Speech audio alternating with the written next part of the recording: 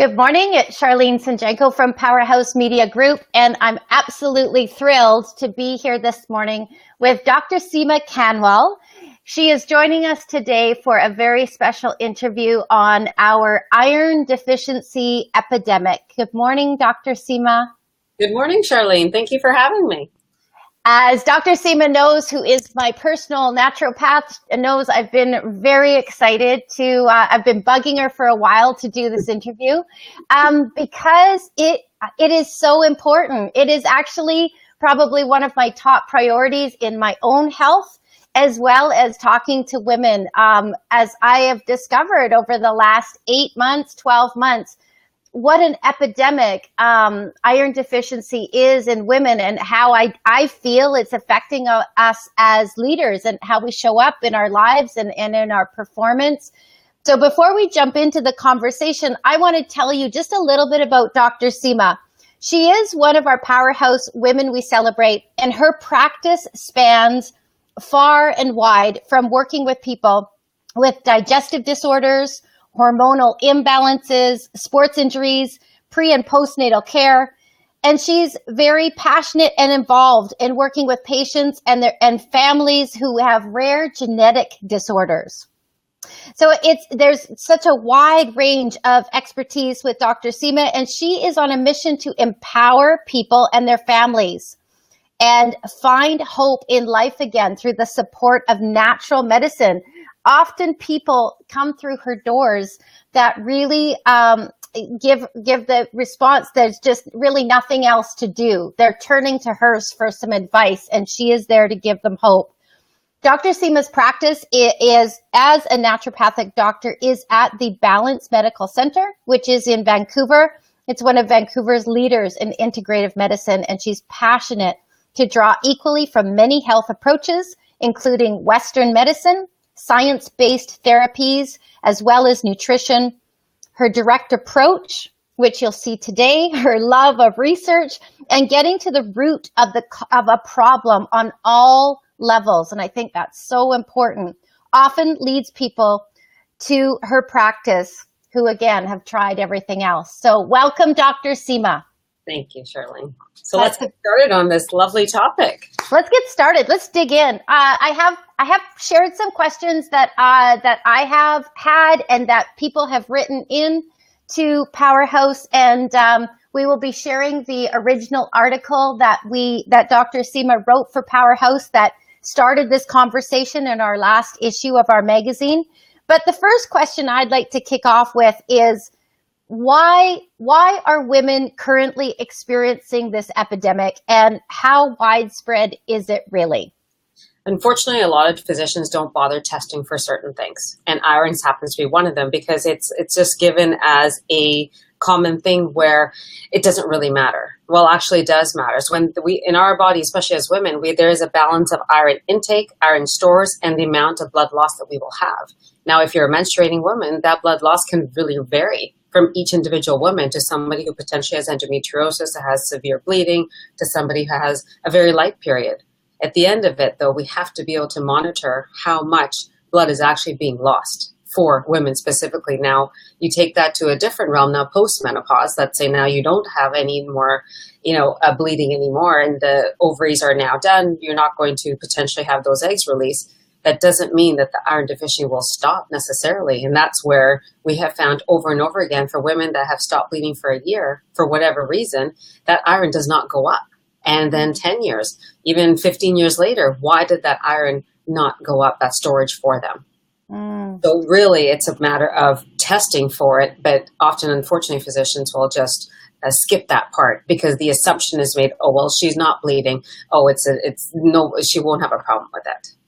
Yeah, it's interesting. Like I have to say, as a woman who has been intimately involved with the health and fitness industry since 2000, to be someone facing a situation where I could barely get my butt off the floor and walk into your office and go, what's up? I'm so tired. And I think honestly, it was building up for 3 or 4 or 5 years. And I just kept pushing through it, thinking that I was overworking. I was never once did I imagine that there was something, something really wrong. And like you said, you don't even think to ask for those type of tests. And then nowadays, all we hear about is adrenal fatigue. Oh, well, as an entrepreneur, you tell me who doesn't have adrenal fatigue. We're all exhausted because, yes, like all of us, we're constantly going and going and going. That's what we do. However, there's that fine line between what is normal tired and what is not normal tired anymore.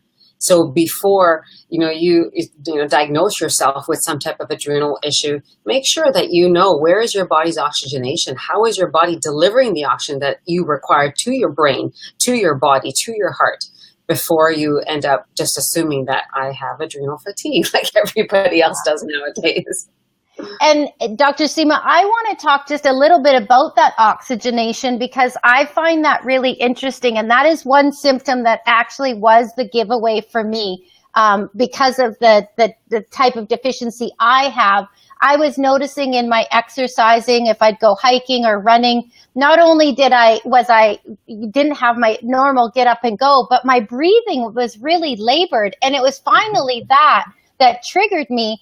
But I wondered if you could talk about the ripple that can happen if this goes undetected, because we're not, as women, getting enough oxygen, and a little bit about that, because I find that fascinating. So there's many different realms of how this can even happen to you. So one of the most common symptoms is that for women is fine, the labored breathing, but it's also the brain function. If you're having lack of, you're not able to all of a sudden formulate sentences, or people are not able to think clearly, or they're not on top of the ball like they used to be, or they're just getting more and more fatigue, but brain fatigue, like you're working on the computer all day and all of a sudden you're too tired to work on the computer any further. Well, what is that? Is that the computer's fault, or is it because your body's not able to get the oxygen to the brain that we need to? I was at a brain conference in LA a couple of weeks ago, and we discovered that if you don't have the right amount of iron stores as man or as a woman, especially for women though, because you look at Alzheimer's, you look at dementia, how common that is. When you find that in the 50s and 60s, well, you can detect that earlier in someone who's 30s, 40s, and 50s before that part even happens 20 years earlier. It has to do with the amount of oxygenation that your body is going to be crossing that blood-brain barrier into the physical brain itself. So one of the first things is the brain. You will notice the fatigue in the brain, the lack of concentration, the inability to be able to focus as long as maybe you used to, like we used to call it. And it's like, oh, well, it's old age. No, I don't believe in that for a minute, that something is old age. If there's some miscommunication in our body, we need to find where that miscommunication is. Yeah, I can't agree more. And I think it's so important to have this conversation and to really open it up, because I think a lot of women, in my age group, in their 40s and into their 50s, so many things they just slide into. Well, it's pre-menopause, or it's menopause. And I even started to do that. I was like, okay, well, maybe this is sort of like what it looks like. I had no idea. So unless we start having these conversations with people like you, we just live in this world of overwhelm and unknown. And exactly. And we all, unfortunately, sometimes some of us, and my own physician that I unfortunately had to deal with, which is how I got into naturopathic medicine to begin with, I was always told, well, it's just your stress. It's just this. It's nothing. You don't have to worry about it. You'll get over it soon enough. Well, that's not acceptable if you have, like me, like I was a single parent for a long time. That's not okay. I need to be present for them, and then as well as for my patients. So how widespread of a problem, like we call it an epidemic in our article, like how widespread of a problem is this really?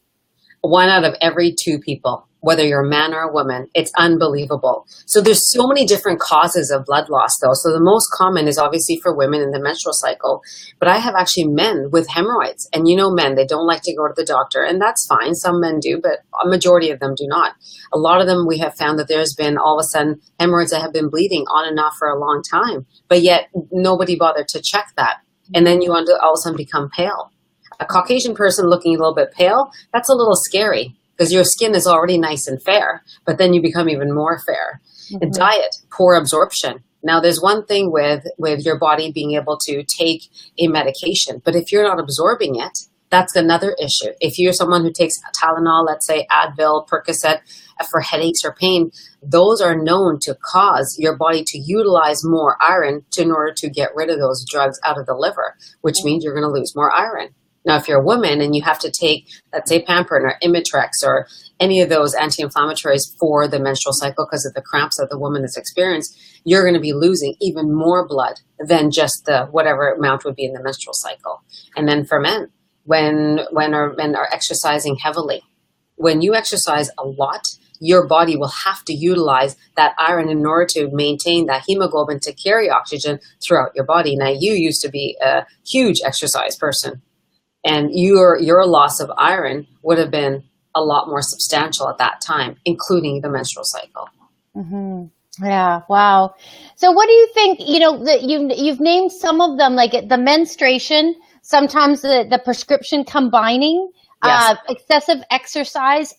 Would you say that those are the top causes of iron deficiency? Like, I'm trying to wrap my head around why this is happening. Like one in two people. That's incredible. Also remember gut issues. If somebody is not able to break down their food and they have gas or they have bloating or they have parasites or there's some viruses that they've been attacked with, the flu, good old flu. When you have just a common cold or a flu, your body's going to utilize more iron, and we forget about that. But there is a flip side to this. You can't take iron when you're sick because that'll drop your immune function. But after you're finished getting sick, that's when you want to replenish your body with that iron again. Okay. So the main causes I would tell you, yes, would be blood loss, but diet, poor absorption, parasites, and viruses. That causes that major turnover of erythrocytes. Okay. And I guess I go back to that comment about, I could feel it. I didn't know for a long time, but I didn't recognize the mental fatigue. I guess I just thought that was something else, but it was the breathing. Normal because of the age and what have you. No, absolutely not. But are there other things specifically that people should be watching for, symptoms? Are there any other red flags that we should or should we just start to be aware that we need to be tested on a regular basis for something like this? That's the issue. There's so many underlying symptoms that are so similar to other things that sometimes it's hard to detect. But fatigue is one of the most common symptoms that you want to be mindful of. And fatigue varies. Are you fatigued after you eat? That'll give you a clue. Are you fatigued by the end of the night? That'll give you a clue. Are you not sleeping? Even if you're not sleeping, that's another symptom of iron deficiency because you don't have enough stores that you need to help repair your body. You won't be able to secrete the right hormones that you require for sleeping. So the most common things to look for would be, number one is the fatigue for sure. The second is that mental performance, but also cold intolerance. Are you someone that's nice and warm outside, but are you someone that's a bit colder than everybody else in the room? So that intolerance to temperature changes is another very, very common side effect of an iron deficiency. I know for me, I would sleep 8, 9, 10 hours, and I would wake up in the morning feeling tired and foggy, like I hadn't even slept, and I had a really good sleep. Exactly. The fatigue when you wake up and when you know you have not rested is the number one sign for women. Okay. That is really good to know. So it is so common. Many women wake up and tell me that. If we do become one of the two, like me, and we know that we are iron deficient in some way. We've had the testing done. I'm wondering if we could talk now about how to manage this, how to get over it, manage it, and how long does it take? And it can take anywhere from 3 to 6 months, depending on where you are in your life cycle. So if you are someone that is menstruating, you're looking more at 6 months, but you need to be monitored carefully. Monitored being after we discover, I'll tell you what happened to me. I was absolutely exhausted and I just figured it was normal. Single parent, business, working almost 6 days a week. And this is just a normal thing. And out of nowhere, I don't know why I even thought of this one day, I'll just take my iron test. And sure enough, normal is between 80 to 100 ferritin as your store. I was a 3. It's like, no wonder I was fully exhausted. Wow. So it's been now about 3 months for me, and it's been great. So I can tell you personally, about 3 months for sure, bare minimum, but you have to be on it through your eating. And not all supplements are created equal. Now, if you're a vegetarian, the animal sources of iron tend to be better absorbed. However, if you're someone like me that goes more to the plant-based, that can take sometimes a little longer. But that means that's where diet is absolutely critical to make sure that you're eating foods that your body's going to be able to absorb the iron from the foods. So that I have a couple of questions around that you touched on. One is around can someone who leans more towards a plant-based diet effectively manage this and get over? I mean, obviously it's what you're doing, but yeah, we had a question come in from someone is maintaining iron levels on a plant-based diet, is it possible? It's possible with the right supplementation. For someone with plant-based does need to have a little bit extra supplementation in order to maintain it. Now, once you're finished menstrual cycle, or let's say for men even, then the diet can be, yes, sufficient. However, to supplement short term with a plant-based iron for a short term is what will help you then maintain. Okay. I'd like to great food sources. Yeah, I'd like to jump into some food sources and what people can actually, some tangible things. I saw, yesterday you posted, or someone from your office posted, thank you, a recipe for the nettles tea. Nettles tea, yes. And I do think women are so busy, we just need to go tell me the top 3 things that I should be eating to help me feel better. Unfortunately, coffee's not helpful. Yeah. I'm sorry to tell you, but I'm not saying quit coffee. You can have your cup of coffee in the morning, no problem. But after that coffee, start drinking nettles tea on a regular basis. Keep that in your cup. That's what I do in my office. I have my nettles tea in my cup and I keep adding water to it. Now, nettles is full of minerals, and our body's ability to absorb those minerals from that plant nettles is much higher than, let's say, another type of food. Another nice one that I really enjoy is if you make oatmeal for yourself, add in raisins. Raisins are actually full of iron. Now, you don't add sugar to the oatmeal because the raisins are already sweet enough. Mm-hmm. So there's that, that dichotomy of that sweet raisin versus the iron from the raisin. But the oatmeal will allow your body to absorb the iron from that raisin more effectively. Mm-hmm. So that would be the second thing. You alternate between a protein shake or having oatmeal in the morning. Another one is incorporating molasses into a protein shake. Now, I don't know how do you feel about the taste of molasses? I love ginger cookies, but actually one of the reasons that I'm drinking the shake on our interview is because I made my protein shake with a little bit of molasses this morning, and I have to say I really like it. Yeah, it's so good. Yeah, so I a teaspoon personally, but. And so tell me why the protein shake with molasses? Why that combination?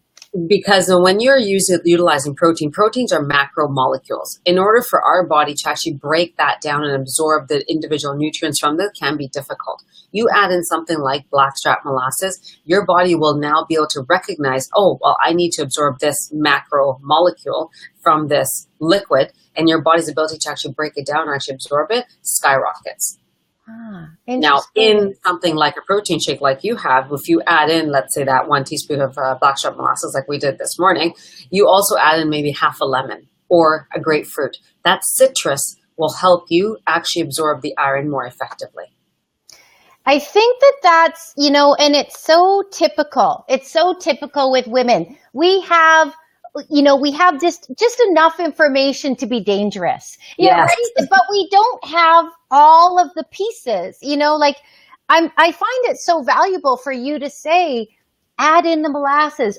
And take a half of a grapefruit. Don't forget that, because I was thinking that I'm eating quite healthy, even recently, but there's these little things that I'm forgetting to do that are slowing down my progress. So I so appreciate these tips and tricks to really master this journey of recovering from iron deficiency. The other one I want to mention, the top 3 you want to ask me for, the third one would be green. The trick with greens, though, is not to have them raw. So something like spinach or broccoli. Broccoli is actually a great example. When you steam broccoli, that moment it switches color? That's when you've activated that green pigment called sulforaphane, which is also anti-cancer, mind you. However, now you'll be able to absorb the iron from that green vegetable. But if you eat it raw, there's that competition between the oxalates of the calcium and the iron. So if you are iron deficient, I don't recommend straight raw green vegetables. You do want to gently steam them to the point that it just switches color so they're still crunchy. Then you can shut them off and then consume them. And you know your body's going to be able to absorb the minerals from that particular food. And so spinach, if you put that into a smoothie and you're macerating it, you will activate those components in there for your body to be able to absorb the iron. Okay. Another option for something such as spinach is gently stir fry it for literally 30 seconds. Take it off the stove. Okay. Not a long time. And then this way you activate it, and then the greens that you're going to be getting, you're actually able to be absorbing. I do want to talk to you about something that's fortified, though. Okay. So I've been asked a lot of times from, young moms and, with their children, they're worried about iron but even for women, I have fortified milk or I have fortified cereal, because the iron epidemic has been around for so many, many years, the fortification has skyrocketed. My only concern with that is you have to know where those chemicals came from, where those nutrients came from, and I put quotation marks with nutrients. When we have fortified something, that means we have taken that molecule, added into a particular food. Now, that actually changes that biochemistry of that food now, which means our body's ability to absorb that iron that was added into it actually is not there. So you're better off to eat foods that actually now that have iron in them naturally, as opposed to eating a cereal that is fortified or something that is actually has been added these chemicals into it. There are certain countries that we get these chemicals from that do not have the strict guidelines of import-export laws. So unfortunately, these chemicals will be laced with arsenic, with lead, with mercury, all these heavy metals that we do not want in our system. So just be careful. If something says fortified, chances are you want to stay away from it. And that includes milk. Okay. So a lot of people nowadays are buying dairy-free milk. So they're buying, almond milk or coconut milk or hemp milk, whatever. Do not buy the one that says fortified. You just buy the regular. So I'm wondering if you have a favorite supplement.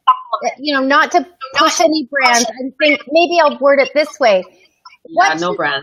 What should women look for when they know they need a supplement or they suspect they need a supplement? And the second part of that question is do you need to rotate your supplements? Like if you've been on one, sorry, this is a personal question, but if you've been on one for a while, does it lose its effectiveness? So I guess it's a two-part question. Yes. So when you're looking for an iron supplement, you do want to look for an iron that is potentially a bisglycinate form, because our body will absorb the bisglycinate better, but also one that has potentially vitamin C in it, and even maybe one of the Bs, like B12. So remember, your bone marrow requires B6, B12, folic acid to make red blood cell. So it's one thing to take iron, but it's another one to ensure that the iron that you are going to take is your body's going to be able to absorb that iron. So that's the first part. So look for an iron bisglycinate that has C in it, that potentially has one of the Bs in it, so either B6, B12, and I prefer to have the folic acid that's activated already. Okay. Do not buy the one that's got the folic acid that is not activated. So that's the first part.